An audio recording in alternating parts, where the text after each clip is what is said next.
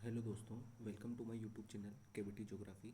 आज हम political geography के अंदर जो पॉलिटिकल ज्योग्राफी की जो परिभाषाएं हैं वो देखने जा रहे हैं।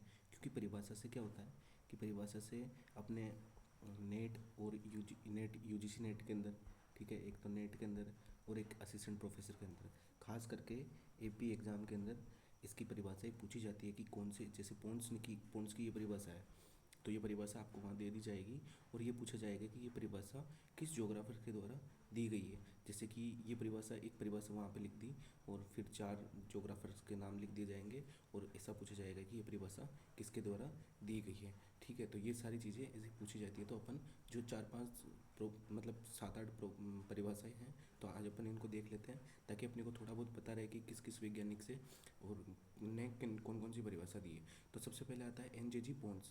ठीक है, तो ये पॉन्ड्स पॉन्ड्स ने जो है, ये पॉन्ड्स जो ना यहाँ पे भी परिभाषा देता है। और ये ध्यान रखना कि इसने ना बाउंड्रीज के अंदर जो अपन बाउंड्रीज एंड फ्रंटियर पढ़ते हैं, ठीक है, बाउंड्रीज एंड फ्रंटियर पढ़ते हैं ना, तो वहाँ पे बाउंड्री की भी परिभाषा दी है। तो अपन इस पॉइंट्स की परिभाषा को वहाँ पे भी पढ़ेंगे। सबसे पहले तो अपने को यहाँ ध्यान रखना है कि मैंने जो चीज़ें हाईलाइट कर रखी है ना, देखो परिभाषाएं पूरी याद नहीं होती है क्योंकि अपने जितनी भी बुक्स हैं, एग्रीकल्चरल ज्योग्राफी हो गई, पॉलिटिकल ज्योग्राफी है, पॉपुलेशन ज्योग्राफी है, इंडस्ट्रियल ज्योग्राफी है, तो सारी ज्योग्राफीज़ के अंदर क्या होता है कि वहाँ से परिभाषा पूछी जाती है। तो अपने को सारी परिभाषा याद याद हो भी नहीं सकती और अपन इतना याद भी नहीं रख सकते। तो अपन मेन मेन चीज़ क्या करते हैं, जो मेन मेन जो अपने कीवर्ड्स हैं उनको याद करने की कोशिश करते हैं। ठीक है, तो एनजीजी पॉइंट्स द्वारा कौन सी परिभाषा दी गई है? राजनीतिक दृष्टि से, देखो राजनीतिक भूगोल क्या है ना, ये बता रहा है कि राजनीतिक दृष्टि से संगठित क्षेत्रों और संसाधन या फिर उनके विस्तार और अन्य कारक, दूसरे जो भी कारक है, उनके जो भौगोलिक स्वरूप है ना, उसका जो विकास जिस प्रकार होता है संसाधन को, ये कोई जैसे कोई एक एरिया है, ये क्षेत्र है, ठीक है, यहाँ पे कौन कौन से संसाधन मिल रहे हैं, इन संसाधनों का विस्तार कितना है, यहाँ पे और कौन कौन से अन्य कारक हैं जो इस संसाधन को प्रभावित करें या फिर स्पेसिफिक रीजन को प्रभावित करते हैं। मतलब यहाँ के जो भौगोलिक स्वरूप है ना, जैसे जलवायु हो गया, मृदा हो गई, वहाँ का पानी हो गया, मतलब जो भी भौगोलिक कारक है, वहाँ के भौगोलिक कारक इस एरिया को किस प्रकार से प्रभावित करते हैं और यहाँ पे जो संसाधन होते हैं उनका विस्तार कितना कितना है। ये सारी चीज़ें मिलके जब भौगोलिक कारक और यहाँ के जो संसाधन दोनों, जैसे जैसे मैं एक चीज़ बताता हूँ, जैसे यहाँ के संसाधन और भौगोलिक कारक, इन दोनों का जो एक सम्मिलित रूप होता है ना, वो पॉइंट्स के अनुसार राजनीतिक भूगोल कहलाता है। ठीक है, कि ये बताना ये चाह रहा है कि राजनीतिक दृष्टि से संगठित क्षेत्रों और वहाँ पर पाए जाने वाले संसाधनों, जैसे ये राजनीतिक दृष्टि का संगठित क्षेत्र ये है, यहाँ पे कोई संसाधन पाए जाते हैं, इसका विस्तार कहाँ तक है। अब इसका जो विस्तार है ना, वो भौगोलिक कारकों से प्रभावित हो रहा है। ये पॉइंट्स ये बताने की कोशिश कर रहा है। ठीक है, तो अपने को मेन मेन कीवर्ड क्या ध्यान में रखना है कि जैसे मैं याद रखने की ट्रिक बताता हूँ। पॉइंट्स है, पॉइंट्स वाला पाउडर आता है, ठीक है, पॉइंट्स वाला पाउडर आता है, तो राजनीतिक दृष्टि वो आंखों में डालने से अपनी दृष्टि गायब हो जाती है। तो ये चीज़ अपने को ध्यान रखने की, राजनीतिक दृष्टि ये वर्ड आएगा ही आएगा, ये नहीं आएगा तो पॉइंट्स की परिभाषा नहीं होगी, क्योंकि उसी उसी चीज़ से ये चीज़ें आके मिलती है। तो ऐसे ऐसे नॉर्मल कीवर्ड्स भी बता दूंगा मैं जिससे ये चीज़ याद रह सके। ठीक है, पॉइंट्स की परिभाषा होगी, समझ में आ गई पूरी। अब एलेक्जेंडर की अपन परिभाषा देखते हैं कि एलेक्जेंडर ने कौन सी परिभाषा दी। एलेक्जेंडर कहता है कि राजनीतिक भूगोल राजनीतिक प्रदेशों का पृथ्वी तल के तत्व के रूप में अध्ययन करता है। ठीक है, ये क्या कहता है कि राजनीतिक भूगोल जो है वे राजनीतिक प्रदेशों का, जैसे कि राजनीतिक प्रदेश कौन कौन से हो गए, जैसे ये कोई स्टेट हो गया, ये कोई स्टेट हो गया, ये कोई स्टेट हो गया, ये कोई स्टेट हो गया, तो राजनीतिक प्रदेशों का पृथ्वी तल, ये पूरा पृथ्वी तल है, इसके जो विभिन्न विभिन्न तत्व हैं ना, यहाँ पे पाए जाने वाले जो भी तत्व हैं उनके रूप में अध्ययन करना ही राजनीतिक भूगोल कहलाता है। ये एलेक्जेंडर कहता है। अब एलेक्जेंडर की परिभाषा याद करने की मैं ट्रिक बता देता हूँ आपको कि एलेक्जेंडर की परिभाषा कैसे याद होगी। एलेक्जेंडर की परिभाषा याद होगी, जैसे एलेक्जेंडर, इसको अपन एलेक्जेंडर की स्पेलिंग जैसे जब अपन लिखते हैं, सिकंदर पढ़ा जाता है इसको। ठीक है, तो सिकंदर ने क्या किया था, राजनीतिक प्रदेशों को जीतने के लिए आया था। वो राजनीतिक प्रदेशों को जीतने के लिए आया था ना, तो जो राजा महाराजाओं के जो राजनीतिक प्रदेश थे वो कहाँ पे थे, पृथ्वी तल के ऊपर थे। ठीक है, तो अपन इस थोड़े से कीवर्ड से अपन में, ऐसा नहीं कि ऐसे ही हो सकता है, मैं तो आपको बता रहा हूँ याद करने के लिए, क्योंकि ये ऐसी परिभाषा है जो अपन ज़्यादा देर तक याद नहीं कर सकते। जैसे कुछ कीवर्ड्स पकड़ लिए कि राजनीतिक प्रदेशों को पृथ्वी तल पर जो राजनीतिक प्रदेश थे उनको लूटने के लिए कौन आया था, सिकंदर आया था। तो ऐसे अपन आराम से याद कर सकते हैं। जैसे पॉन्ड्स, तो पॉन्ड्स वाला पाउडर है वो कहाँ नहीं डालना चाहिए, दृष्टि कल चली जाएगी, आंखों में नहीं डालना चाहिए। ऐसी चीज़ें अपने को याद करनी चाहिए। ठीक है, और दूसरा अपन देखते हैं जैसे रिचर्ड मूर हो गया। तो रिचर्ड मूर की परिभाषा, रिचर्ड मूर की ये परिभाषा अभी पूछी गई थी 2000 लगभग 24 के एपी एग्जाम में पूछी गई थी ये परिभाषा। ठीक है, ठीक है, तो ये देखना, रिचर्ड मूर की परिभाषा, और इसके बाद में आएगा कोहन की परिभाषा, और एक आता है जैक्सन की परिभाषा। ये परिभाषा तीनों सिमिलर सिमिलर लगती है। तो देखना, रिचर्ड मूर क्या बोलता है कि राजनीतिक दृष्टि है ना, रिचर्ड मूर ये बोलता है कि राजनीतिक उपक्रम और भौगोलिक उपक्रमों के मध्य क्षेत्रीय अंतर संबंध है। यानी कि एक तो ये बताता है कि जैसे कोई टेरिटरी है ना, यहाँ पे राजनीतिक उपक्रम, यानी कि राजनीतिक उपक्रम का मीनिंग ये है कि वहाँ पे जो राजनीतिक सिस्टम में जो जो भी चीज़ें चल रही है, कि जैसे कोई हो गया, जैसे कोई स्टेट हो गया, तो वहाँ पे पॉलिटिकली क्या क्या चीज़ें वहाँ पे चला रहे हैं वो लोग संसाधन भी निकाल रहे हैं, वो लोग अपना मतलब इंफ्रास्ट्रक्चर भी बिल्ड कर रहे हैं, वो लोग वहाँ की जो भी पॉलिटिकल बाउंड्रीज वगैरह हैं ये सब चीज़ें देख रहे हैं, और वो भौगोलिक उपक्रमों से कैसे प्रभावित हो रही है, ये चीज़ जो है इसके अंदर ये बताने की कोशिश कर रहा है। ठीक है, रिचर्ड मूर की परिभाषा तो ये होगी। ठीक है, अब देखना, राजनीतिक उपक्रम और भौगोलिक उपक्रम, इनके बारे में तीन परिभाषा आएगी, एक तो राजनीतिक उपक्रम, एक भौगोलिक उपक्रम, ये तो होगी रिचर्ड मूर की परिभाषा। अब अपन चलते हैं, मैंने जैसे आपको बताया था ना कोहन की परिभाषा, कोहन की परिभाषा में क्या आ गया, राजनीतिक उपक्रम और भौगोलिक परिवेश। मतलब ये ऐसा बोलता है कि राजनीतिक भूगोल वह शाखा जो राजनीतिक उपक्रमों को भौगोलिक परिवेश में प्रस्तुत करती है, और जबकि मूर ने क्या बोला था कि राजनीतिक उपक्रमों और भौगोलिक उपक्रमों का क्षेत्रीय अंतर संबंध है। ठीक है, तो ये चीज़ होगी। अब वापस कोहन, मैंने बताया था कि वापस जैक्सन भी यही चीज़ बोलता है। जैक्सन क्या चीज़ बोलता है, जैक्सन ये चीज़ बोला कि राजनीतिक उपक्रमों का स्थानीय संदर्भ में अध्ययन। तो ये वर्ड तीन तीन जगह पर आ रहा है, इसलिए थोड़ी गलती मत कर देना कि मूर ने क्या बोला था। मूर ने राजनीतिक उपक्रम के बारे में बोला था और भौगोलिक उपक्रम के बारे में बोला था, ये मूर ने बोला था। ठीक है, मूर के बाद में कोहन ने क्या बोला,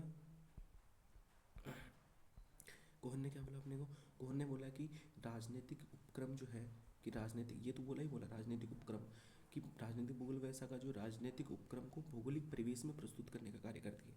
ठीक है, और जैक्सन क्या बोल रहे हैं, जैक्सन ये चीज़ बोल रहा है कि राजनीतिक उपक्रमों का स्थानिक संदर्भ में अध्ययन है। ठीक है, ये परिभाषा हो गई। आप इसके नोट्स भी बना लेना। ठीक है, मैं ये जो चीज़ है ये पूरी अपलोड कर दूंगा। फिर इसके बाद में आता है जैसे कार्लसन आता है, ये कार्लसन वाला नाम इस बार दिया गया था एपी के एग्जाम में, जो वो क्वेश्चन आया था ना, मैंने आपको पहले बताया था, तो उसके अंदर कार्लसन ऑप्शन में था। ठीक है, तो इसके अंदर अपन क्या देखते हैं कि कार्लसन ने कौन सी परिभाषा दी थी कि कार्लसन है, तो कार्लसन ने क्या बोला था, कार्लसन ने बोला कि पृथ्वी एवं राज्य के अंतर संबंध का अध्ययन करता है। अब इसको याद करने का मैं तरीका बताता हूँ। कार्लसन के पीछे क्या आ रहा है, सन आ रहा है ना, ठीक है, तो सन, सूर्य और पृथ्वी। ठीक है, सूर्य और पृथ्वी, तो पृथ्वी के ऊपर क्या है, अपने स्टेट्स, राज्य वो नहीं जो आप समझ रहे हो कि राजस्थान मध्य प्रदेश, ऐसे नहीं, भारत, यूएई हो गया और ब्रिटेन हो गया, इनको राज्य बोला जाता है, इनको स्टेट बोला जाता है। जैसे United state of America, USA, तो ये स्टेट है, ये राज्य, उस राज्य की बात करी जा रही है यहाँ पे। ठीक है, तो ये क्या बोलता है कि पृथ्वी एवं राज्य के अंतर संबंध का अध्ययन करता है। पृथ्वी जहाँ पे शब्द बताया, पृथ्वी जहाँ पे शब्द है और राज्य के अंतर संबंध का अध्ययन करता है, वो किसने दिया था, कार्लसन ने। यानी कार्लसन, सन के पीछे, इसके पीछे सन लगा हुआ, तो सन के हिसाब से पृथ्वी अपन देख लेंगे। मूडी की परिभाषा अपन देखते हैं ना, तो मूडी की परिभाषा बहुत ज़्यादा ईजी। अपना मूड जो है, मूड बार बार क्या होता है, चेंज हो जाता है। ठीक है, कि अभी क्या मूड था, अभी पास्ट में क्या मूड था, प्रेजेंट में क्या मूड है, फ्यूचर में क्या मूड होगा। यानी कि मूड जो है अपने मूड के अनुसार बातें करता है, वर्तमान और भूतकाल की बातें करता है। तो ये वर्तमान दशा और भूतकालिक घटनाओं, अगर कहीं पे भी ये दोनों वर्ड जाए तो ये मूडी की परिभाषा है। ठीक है, और ये परिभाषा बाकी इसको पढ़ के भी सुना देता हूँ मैं आपको, कि मूडी क्या बोलता है कि राजनीतिक भूगोल का अध्ययन मुख्यतः वर्तमान दशाओं से संबंधित करता है, किंतु भौगोलिक घटनाओं को आज अवस्थिति रूप के परिवर्तक के रूप में ध्यान में रखा जा सकता है।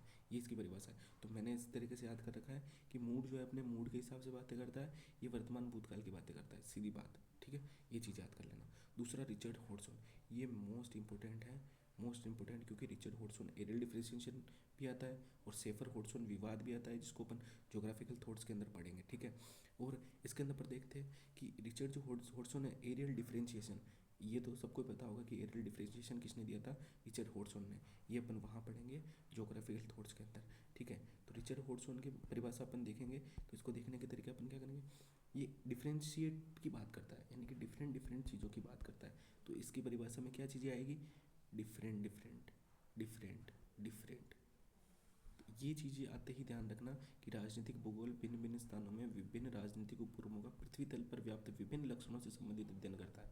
यानी कि विभिन्न विभिन्न आ रहा ना, डिफरेंट डिफरेंट। तो एरियल डिफरेंशिएशन किसने दी? रिचर्ड हॉडसन ने। तो इस तरीके से आप ध्यान में रख सकते हो कि ये परिभाषा किसने दी है? रिचर्ड हॉडसन ने दी है। ठीक है, ये चीज़ समझ में आ गई। अब अपन एक और परिभाषा बची है जो विगर्ड के अनुसार है। ठीक है, विगर्ड, देखो विगर्ड की परिभाषा भी मैं अच्छे से याद करवा देता हूँ आपको, ताकि एकदम अच्छे से सारी परिभाषा याद हो जाए। ठीक है, इसकी एक बुक है प्रिंसिपल ऑफ पॉलिटिकल ज्योग्राफी। ये बुक ध्यान में रखनी है आपको कि ये बुक किसकी है ना।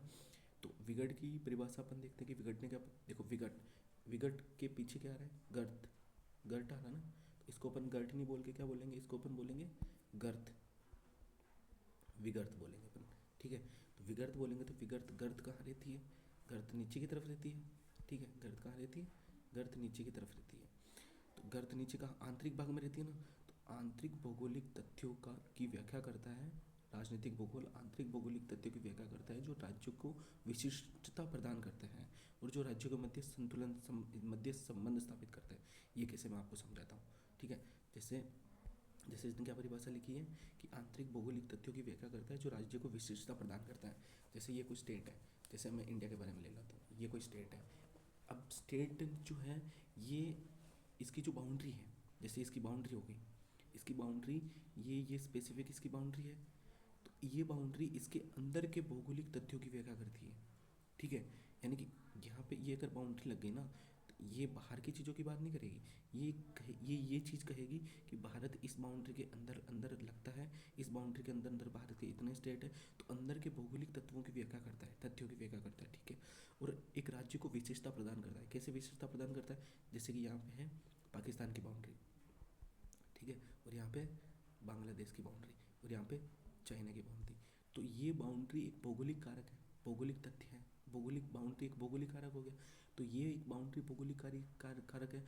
तो ये इस इंडिया को इस पाकिस्तान से अलग कर रहा है, यानी कि इसको विशेषता प्रदान कर रहा है। जैसे यहाँ पे एग्जाम्पल, अपन छोटा सा एग्जाम्पल देख लेते हैं। जैसे यहाँ पे नेपाल और भूटान है। तो नेपाल और भूटान की जो बाउंड्री है ना, इनकी जो बाउंड्री है ना, ये इन दोनों को विशेषता प्रदान करती नहीं करती है?